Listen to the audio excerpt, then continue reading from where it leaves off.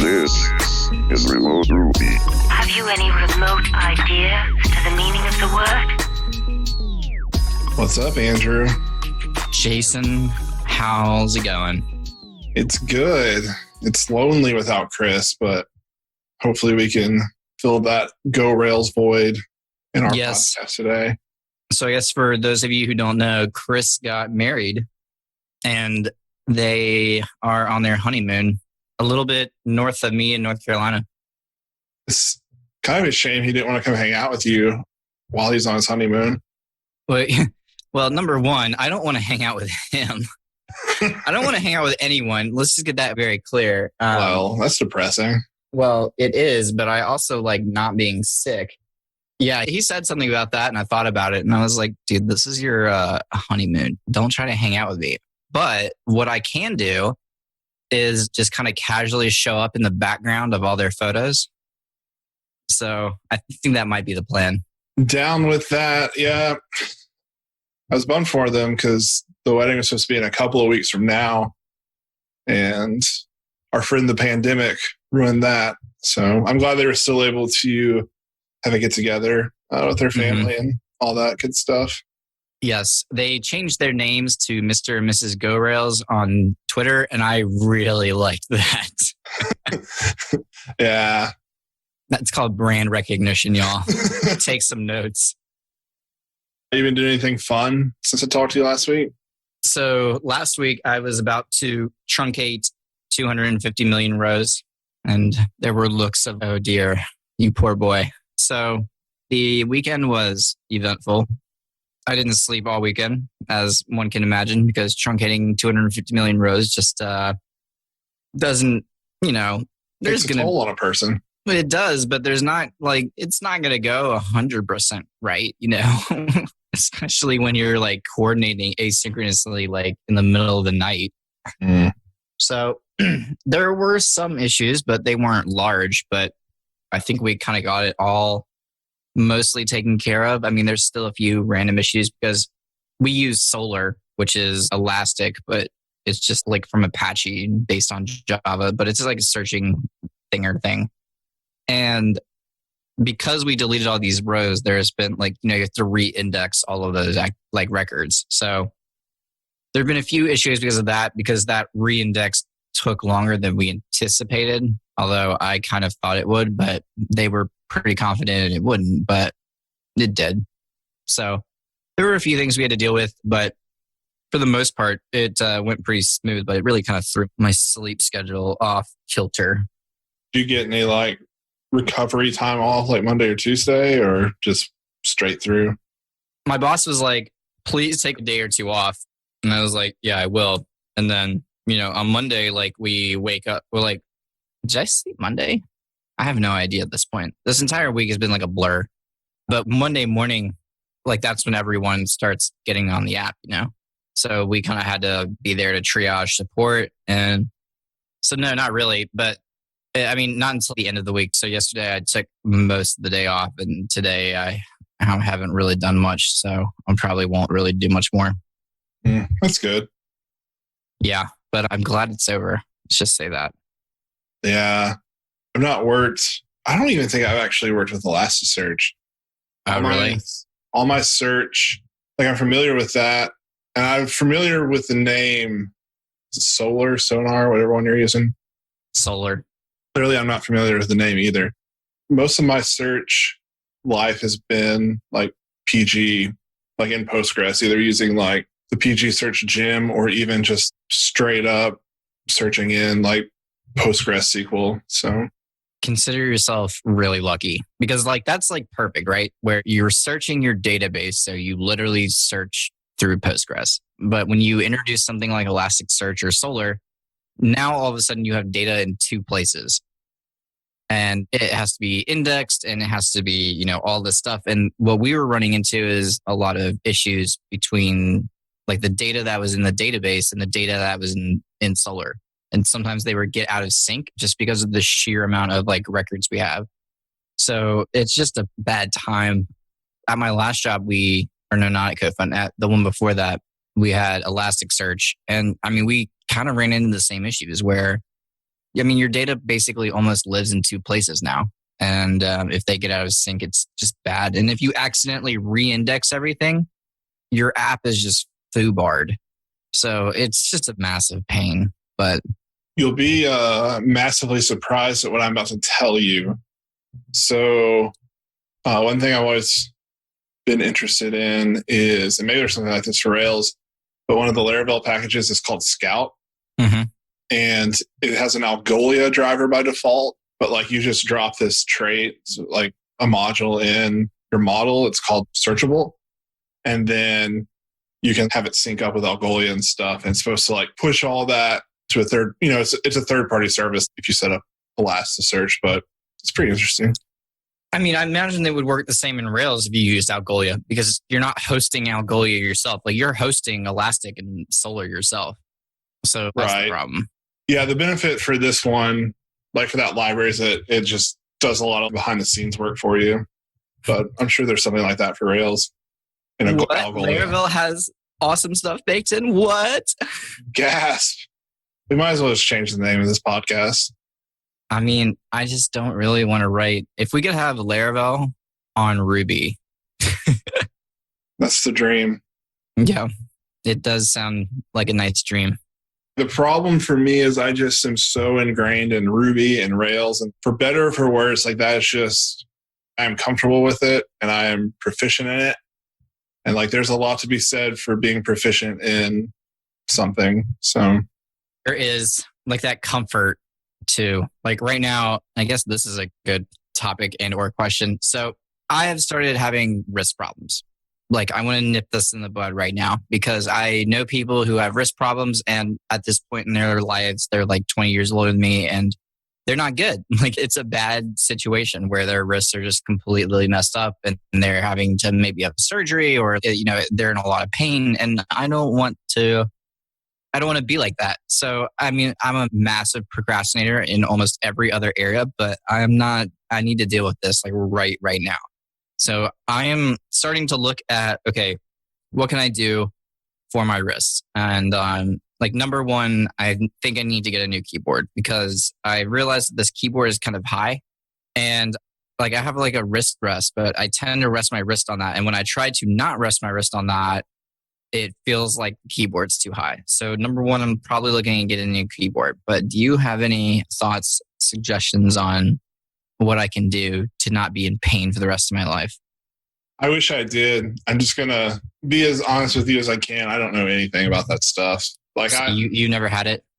No, I had carpal tunnel when I was younger, but that's before I was a programmer. Like I spent a lot of time on the computer, but I spend way more time now as an adult. And luckily, just so far, I've never had those problems. I used a Microsoft ergonomic keyboard for a while. Mm-hmm. I bought a vintage Apple one from like the 80s that was like split. But other than that, like right now, I use just a Magic like keyboard and a Magic trackpad. So I'm probably literally the worst person to ask because this is probably what will kill my wrist is using this stuff. Really? Because I feel like, well, I mean, maybe. I don't know. I mean, those keyboards are so low, though. I feel like that probably, like my keyboard is at least an inch off the, like I have like a gaming keyboard because I just like pretty colors. So it's time to do away. I always wanted to get into mechanical keyboards because like I know people who like really nerd out on that stuff and I want to be that person. But then I'm just like, this keyboard works. And yeah. Shiny thing over here and I'm gone. Mine's mechanical, but I want to nerd out on it. But then at the same time, I'd rather just have the cool thing and not have to put in the work to get it. Same.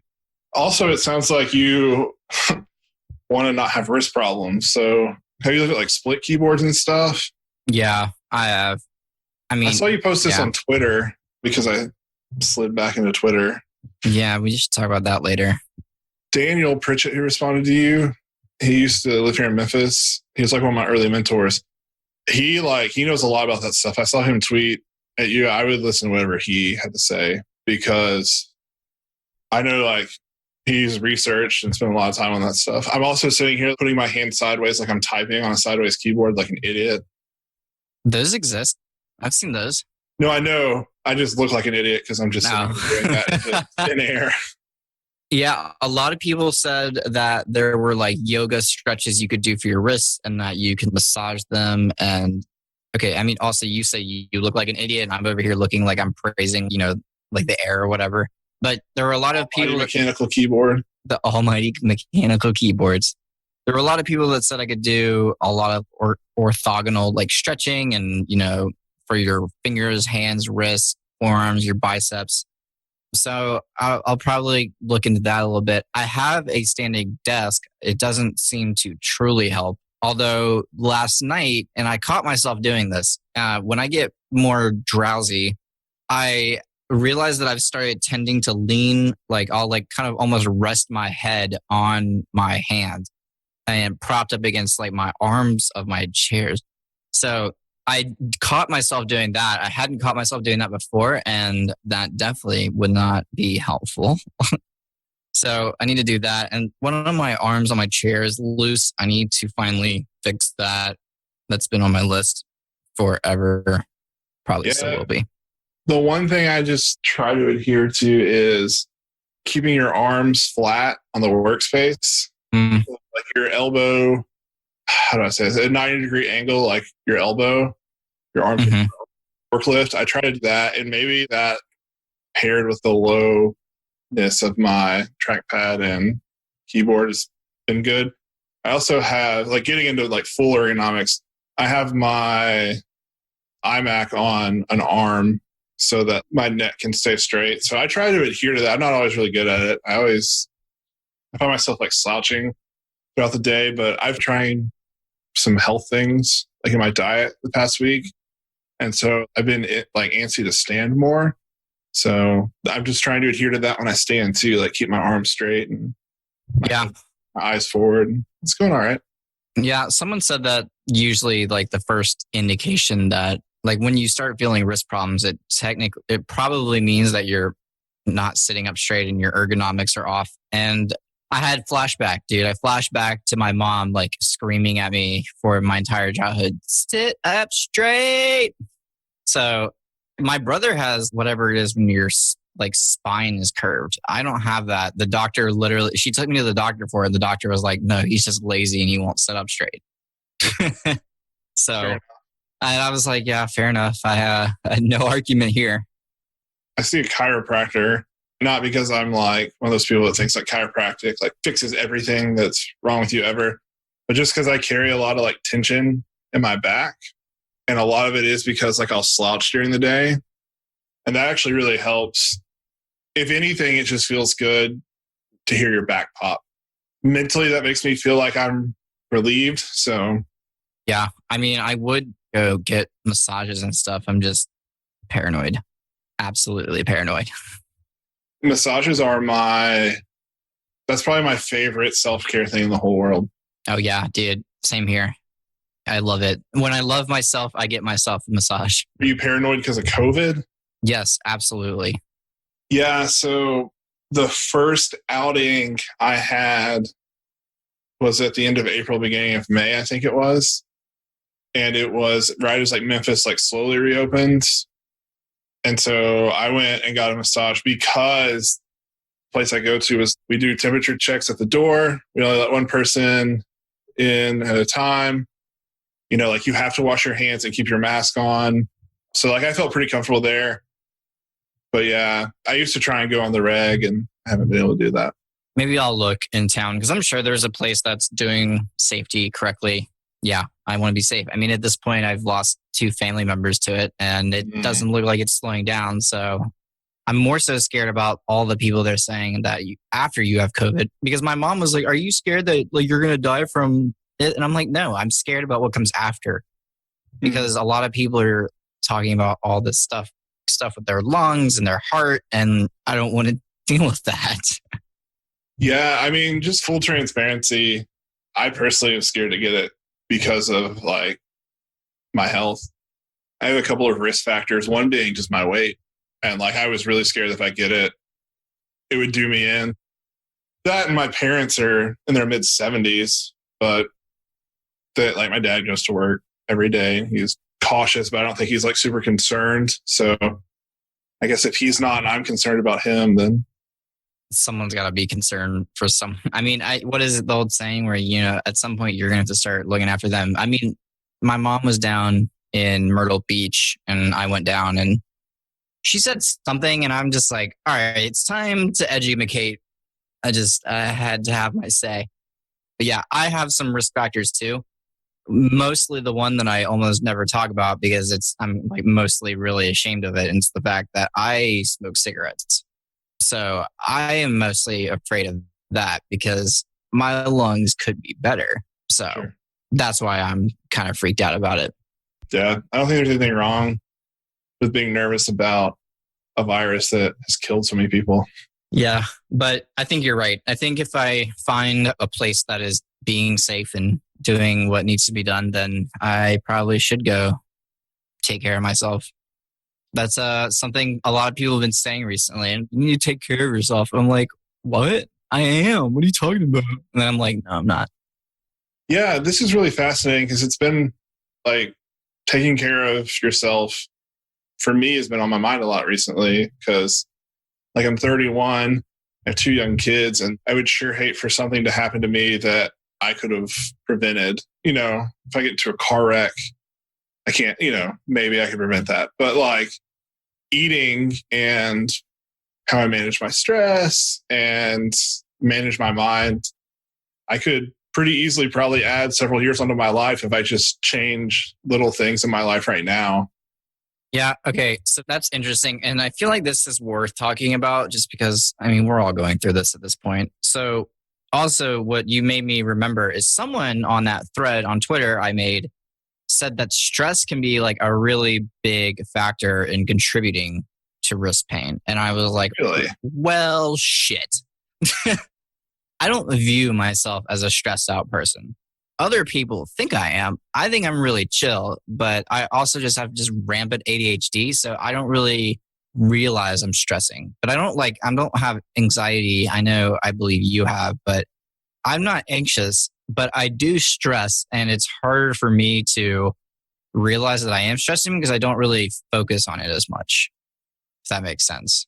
Yeah. But for the diet, that is something that mine was like completely out of control, especially when the pandemic hit, because I was like, well, I'm not going out and I'm not going to the rush. I'm not going anywhere. So my lazy self was just like, dude, DoorDash probably took a lot of my money. Dude, I just started shipping it in. If DoorDash had a loyalty program, I guarantee you I'd be top tier. If I earned a status with them for like... Yeah. Mine would be top tier as well. My roommate jokes that there's this barbecue place in town that I only found because of DoorDash. And dude, it's so good. It is such good barbecue. And my roommate likes to joke that like the only reason that they're able to stay in business is that I'm supporting them so much. But I realized like this can't go on. Number one, I was spending an outrageous amount of money.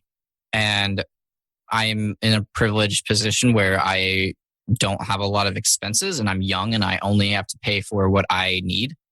I was concerned about it, but not from I can't. It wasn't that I couldn't afford it. It was just like, this is ridiculous. And also I was eating crap. I was just eating pure crap. So I got Blue Apron. The meal delivery, like kit service. Yeah. And I freaking love it. And it has completely transformed my diet. And I eat so much better now. That's awesome. Wait, yeah. How long? 4 or 5 weeks, I guess. Oh, so wow. For a while now then. Yeah. So what they do is they send you the box. I think everyone kind of gets that. But inside of the box, I love it because it's perfect for my brain. They package like the materials for each meal into their own kind of bags, like baggies, and there are multiple baggies, and then they put the name of the meal on it. And then they have your meats and stuff like that. And then they send you the recipes. And I'm pretty sure you can go online and watch them make the recipes. But it's really good food. My roommates will come in and they'll be like, dude, what are you making? And I'll say something that like before I didn't even know existed, like rice cakes. And I'm just like, this It's really opened my eyes to a lot of food that I didn't even know existed, and it's really good. And my roommates just got so jealous that they were like, all right, screw it. We're going to get our own too. Damn, we missed an opportunity to get Blue Apron to try and sponsor a podcast. Blue Apron, sponsor this podcast. Are they on Rails? One of those businesses is. There's like 3 or 4 big ones. Those things came up so fast. They did. There's one meal delivery service, and then all of a sudden there's like 20. That's cool. We tried that a long time ago, maybe even before we had kids.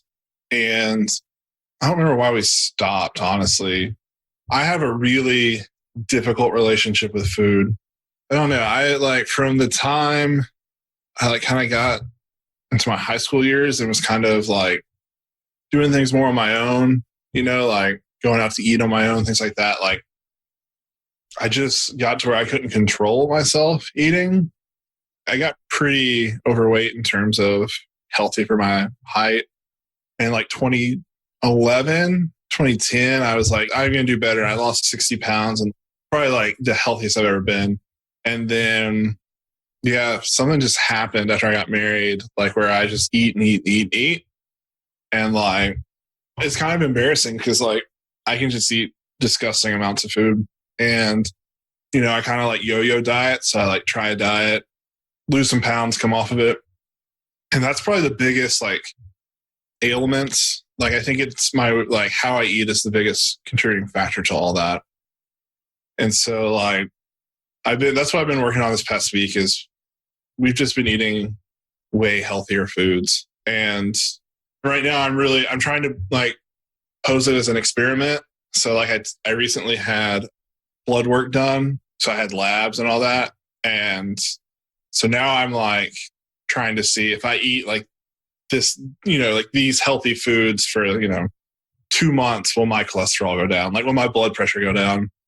But I've noticed that this week, maybe it's the placebo effect, but I've had just tons more energy.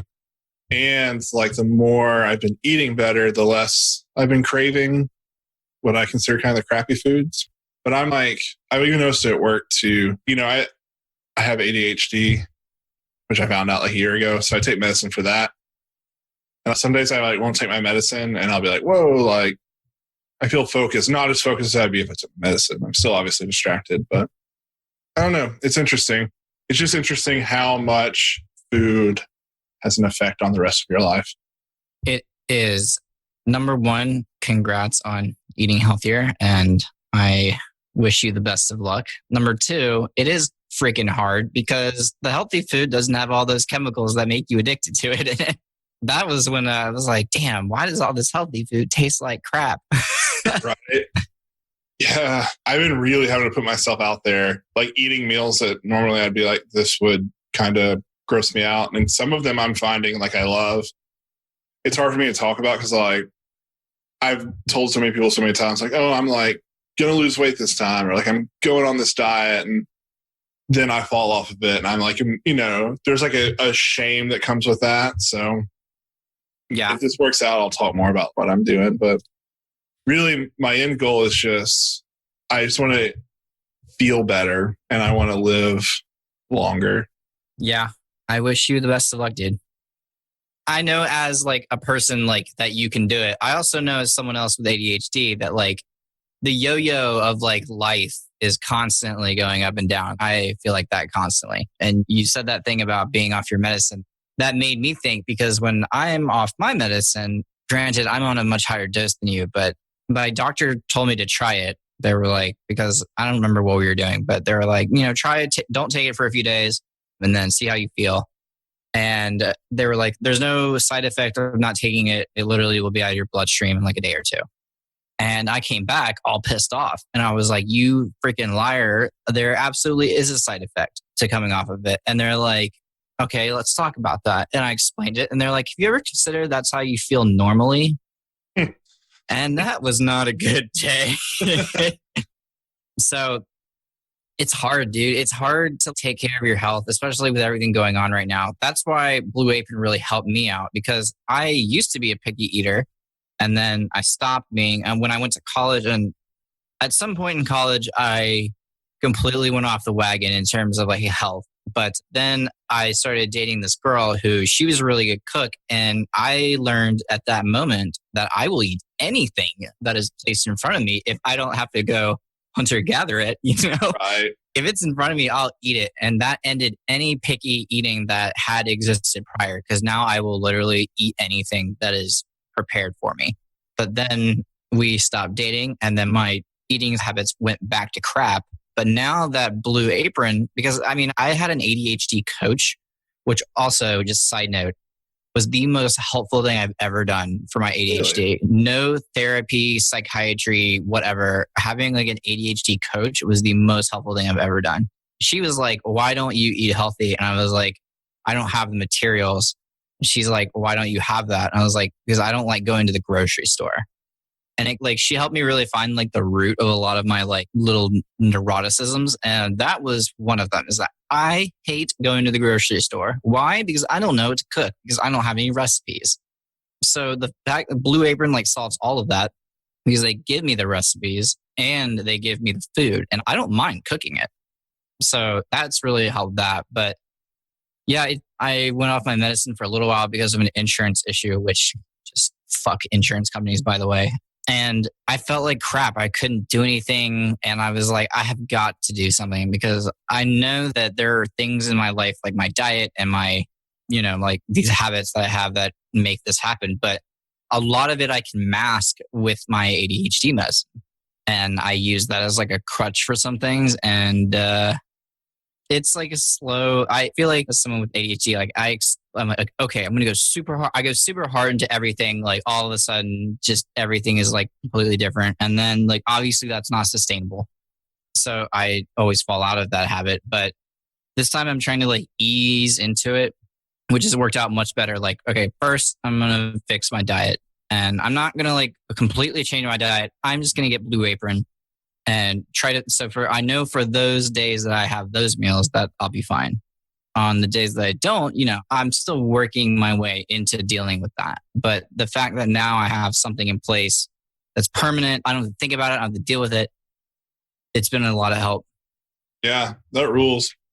I also want to clarify that I think I need to be on my ADHD medicine. Like, I don't think like it cured my ADHD eating better or anything like that. But just some of that fuzziness that's even there when I take my medicine was kind of gone. Sleeping a little better. I think it's just because I eat such junk. And for a week, I'm like giving my body a break. But I'm similar to you. I actually don't mind cooking, but everything has to be laid out for me. Because otherwise, like, I'm not one that like knows enough to like know that like this ingredient will do this thing to it. Right. But Shannon, my wife, loves cooking and is really good at it. And so when and she's like she's an advocate for me to be healthy. So like when I told her like I kind of wanted to change gears for a little bit, she was like all in it.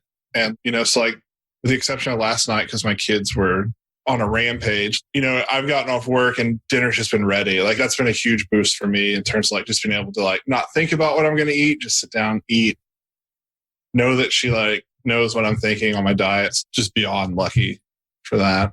Yeah, you are lucky. Because, dude, let me tell you that I apparently so for the longest time, there's been all these contraptions in the kitchen, like ever since I was a child, that I'm like, I don't know what this does, but I know I could use it as a weapon. And, just like all this stuff that like, to me, as someone who likes to touch and be tactile, like I just like playing with it, slapping things back and forth. And when I was starting to cook some stuff, and they were like, okay, you need to put in the garlic. And they were like, the thinly cut garlic or whatever. And my ass is over here with a knife trying to cut garlic. And my roommate comes in and she's like, what the hell are you doing? And I'm like, I'm cutting the garlic. And she's like, why aren't you using the garlic cutter thing? I don't know what it's called. And I'm like, huh? There's this contraption that I've known all my life. I have never known what it does. I thought it was like a fun thing to slap back and forth, but you put the garlic in it and you can just squeeze it and the garlic comes out. And I was like, what? It's amazing. It is amazing. So I'm used to like using a knife and yeah, dude, I guarantee you have this in your kitchen, because I've had this in a kitchen I've lived in forever and just never known what it does. But I had my roommate I was like, all right, what other things in this kitchen do I not know how to use? And she went all through. She's like, well, this is how you can do this, and you can use this to cut noodles and like yada yada. I'm like, oh my God. I thought a knife was the only utensil in this kitchen. So that knowing your tools, I mean, it applies the same in development. Dude, know your tools. Like if you have bugs in your system, you got Honey Badger. Segue. See, these are the segues we could have, Jason. We can talk about these bugs. Yes, listeners, we use Honey Badger because we love Honey Badger. Honey Badger loves us, supports the podcast. Please support Honey Badger by going to Honey Badger, signing up, telling them that you heard about them on Remote Ruby, and you will get some deals. And honestly, we had this discussion at work. This is a real story. We're having this discussion at work about what tools we use because at one point different teams were brought together from like we bought out like a company or whatever, and they had software. And now depending on the app you use, there are different tools being used on it. And I was like, okay, this is a disaster. I mean, it wasn't a disaster. It's just in my mind as someone who's so used to like, I need order or I feel like in chaos. And I was like, we're starting to have these conversations about, all right, what bug tracker do we use? What this, what that? And they were like, all right, well, what bug tracker should we use? And I was like, Honey Badger. And Eric was like, Honey Badger. And everyone else was like, I don't care. And they were like, why do you guys like Honey Badger so much? And I was like, oh, sit down and let me explain to you. Yeah. I use Honey Badger on HopeGrid, Field Help, and it's just reliable. It's easy to use. I like it. It is the absolute easiest thing to add in the app. I like that the best because an unnamed competitor has a gem that you can spend like hours configuring and it still be wrong. And it's just, it's just complicated. I don't want it to be complicated.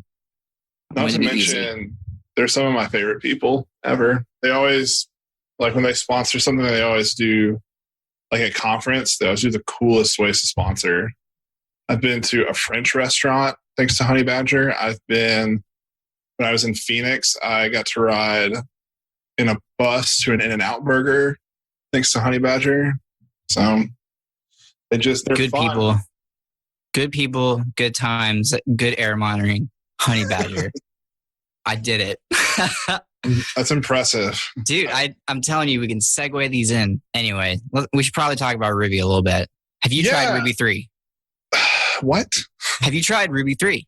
No, I read about it and I thought, I should try that. And then I haven't. I have tried the Ruby 3s. Tell me what I should try at a Ruby 3. So I know that there's Raptors and things that my small brain is really working overtime to try to comprehend that. But I haven't even really I'm not really focused about that specifically. It's more like, okay, here's an opportunity for me to contribute to projects, because if I can install Ruby 3 and start using things like I normally do, and then I can start finding issues and I can maybe upstream fixes for those or just open issues and be like, hey, this isn't working with Ruby 3. This is a specific issue. Or like maybe it's just a version with this preview that's messing this up. Another thing I've been doing is I did this specifically for Bridgetown. I found a bug in Ruby 3 in Bridgetown. And I was like, what would be really nice is if they not only trying to fix this bug, but also I opened a PR to add matrix builds to their GitHub Actions. So now it will check Ruby 2.7. It'll run against Ruby 2 or 3, and it also adds a few other versions to it. And pro tip for anyone out there trying to configure GitHub Actions, the official GitHub setup Ruby, don't use that. For your sake of mind, do not use that. It is crap. It doesn't have all the versions on it, etc. Ruby has its own action set, and it's literally like Ruby/setup or something like that. It's cool. So use Ruby's version. If you can't find it, literally, if you go into the GitHub setup Ruby, like there's an issue open that's like, this should be deprecated. And that will link you to the one you should be using, which allows you to have access to test against Ruby Head and, Ruby Dev and like all these other versions. And you can use the specific version. It's a beautiful time. So yeah, that's what I've been doing with it. I have not been using all the crazy new features. I've been more so like, how can I help people, but also still use cool stuff? And I've been using Ruby 3, but also trying to do things as normally. And then if I find bugs, I try to fix or open issues. That's cool. I feel like with Ruby, and I could be completely wrong on this, but I started Ruby 1.9.3. It was like the major version out. It was probably before 1.9.3, but it was 1.9. And I remember the change from 1.9 to 2.0 not feeling like a very big change. And I think that's because the majority of the changes came between 1.8 and 1.9. And I kind of feel like, with the exception of the Ractor and scheduler stuff, that 2 to 3 doesn't feel like a big change because maybe we've gotten, from 2.0 to what we're at now, maybe that, that really good about releasing like incremental changes each year. Right. And putting stuff in. I'm not aware if they're going to do a 2.8. I don't think so. But I think that's kind of up in the air right now. It feels like it's either going to be 2.8 or 3.0. Well, because they put the JIT into 2.7, which I have not used, but that's only because it doesn't really help Rails at all right now. So I haven't really used JIT, but I know that's in there, and I know it's even better in Ruby 3. Did RBS ship as an experimental in 2.7? Oh, dude, I forgot to tell you about this. Guess who got a commit to Ruby? This is directly related. I am going to say you. Good guess. Yes. I was playing with RBS. I think RBS is cool. And RBS right now, to answer your question, is a separate repository. And it's kind of confusing. I think it's right now a separate gem. But I found literally just a typo in RBS. And I was like, fix. And I was like, yes. It was a great list. Dude, it was a great day. And the best part is that for anyone out there listening, I spent multiple days just like wrestling with the imposter syndrome of maybe this isn't a typo, and even though it was clearly a typo. And it was like a typo on one of the commands because all the commands are like RBS this or RBS that. And one of them said TBS. And I was like, well, maybe it's not a typo. I'm like, all right. I was like, Femera, tell me that this isn't a typo. And I was like, I need someone smart to make me feel valid to do this. Imposter syndrome never goes away, people. Yes, RBS is a separate package. Okay. So I guess now with 3, it ships with the gem. I mean, RBS is cool because I'm looking at it and it's not, maybe I haven't looked at it enough, but Sorbet, the type definitions that come from Sorbet are inline. It's like comments, if I'm not wrong. And I find them kind of like cryptic. And like looking at RBS, it's, attribute reader name : string, messages array, and the type is message.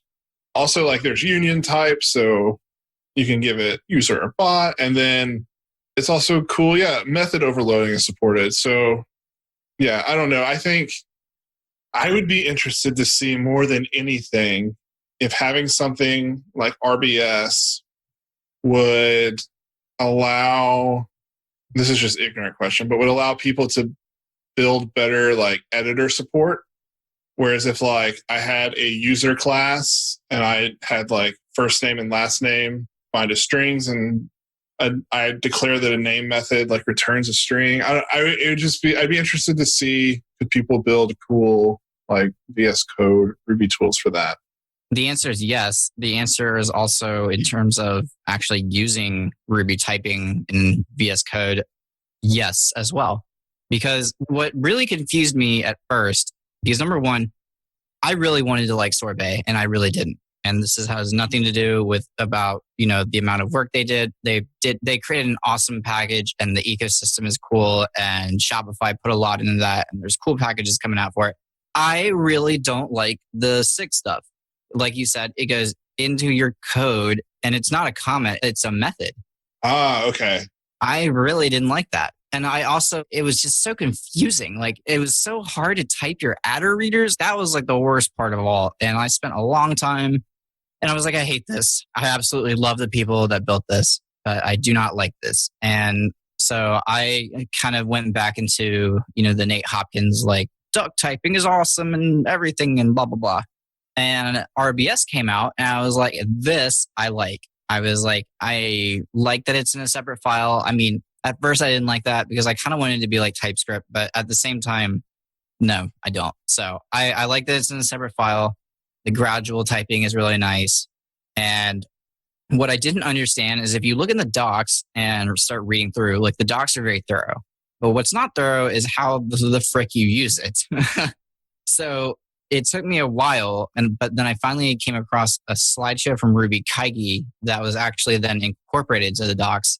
In order to use RBS, the easiest tool to use is something called Steep.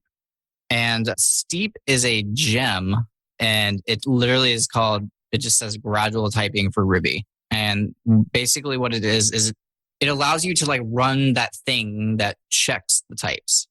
You know, because if you're looking at the RBS documentation, the first question is, I want to run something that tells me if my types are correct. And I don't want to have to like keep hitting command on every single file. I want this to like check.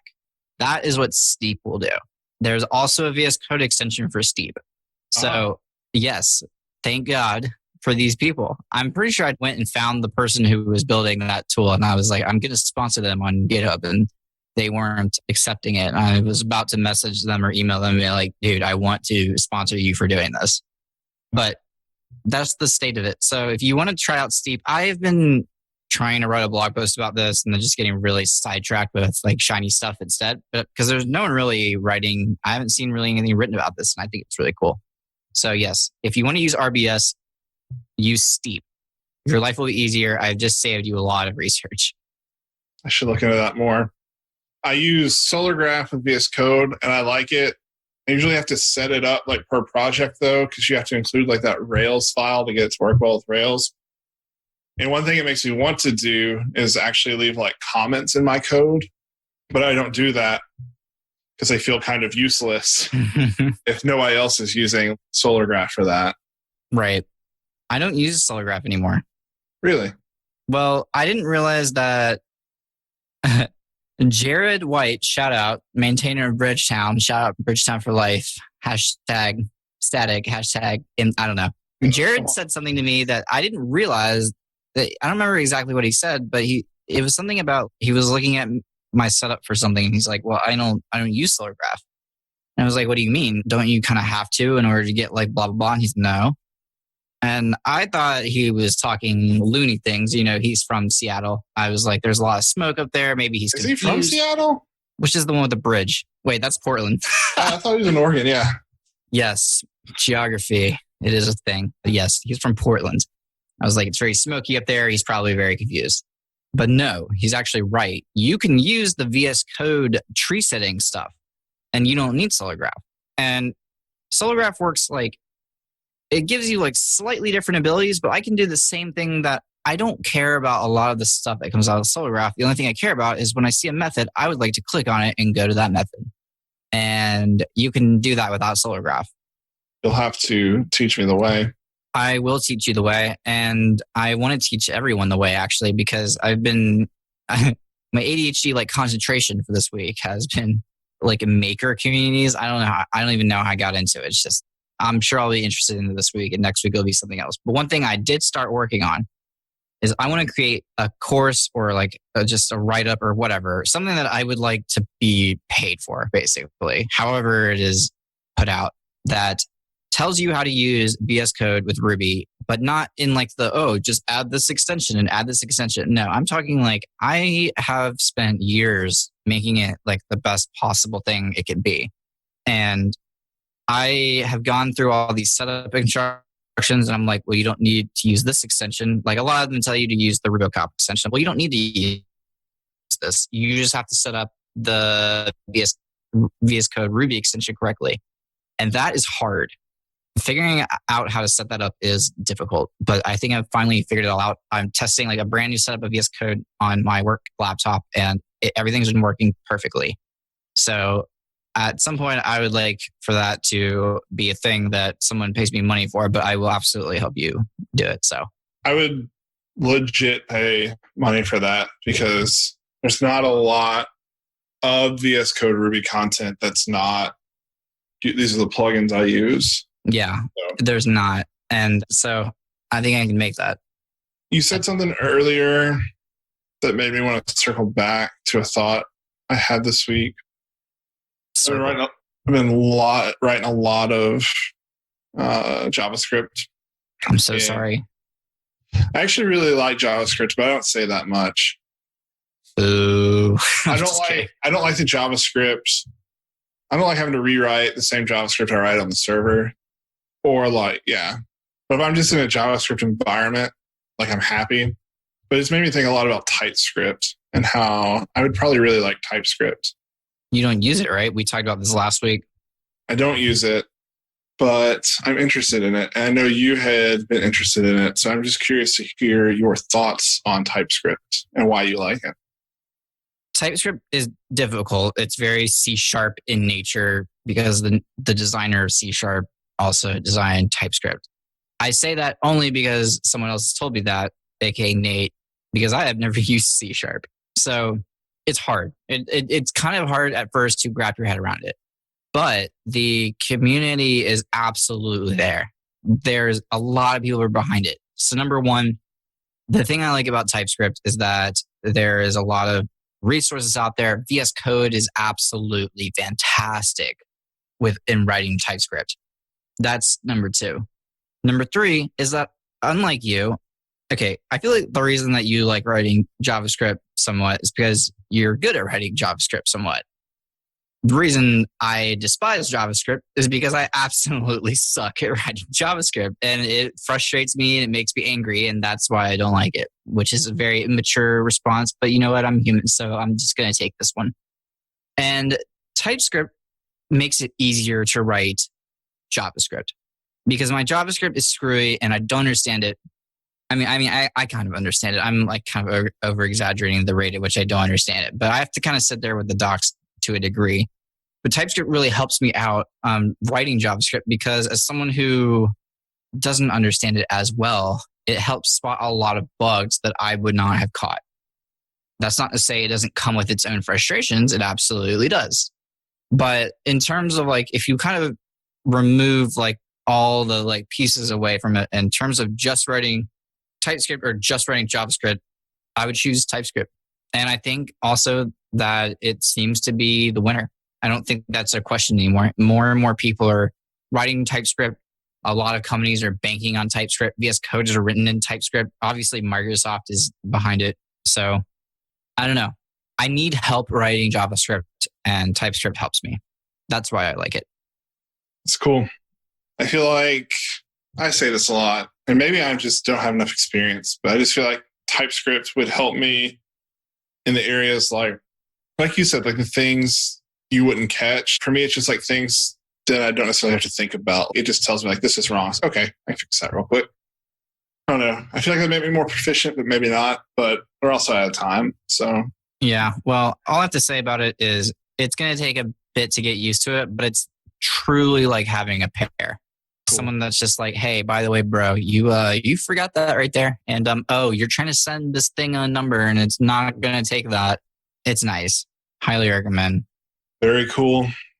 Well, I'm sorry to those who are less interested in our personal self-care ramblings, but I hope that the Ruby content towards the end made up for it. Yeah, I'm sure there's some people that think that, but I've asked people why they listen to Remote Ruby before, and they're like, I like listening to you, Jason, and Chris just talk. And I listen to podcasts for the same reason. So, and if they're not, you're not getting a refund. So that, that's off the table. All right, Jason, have a good week, my dude. See ya.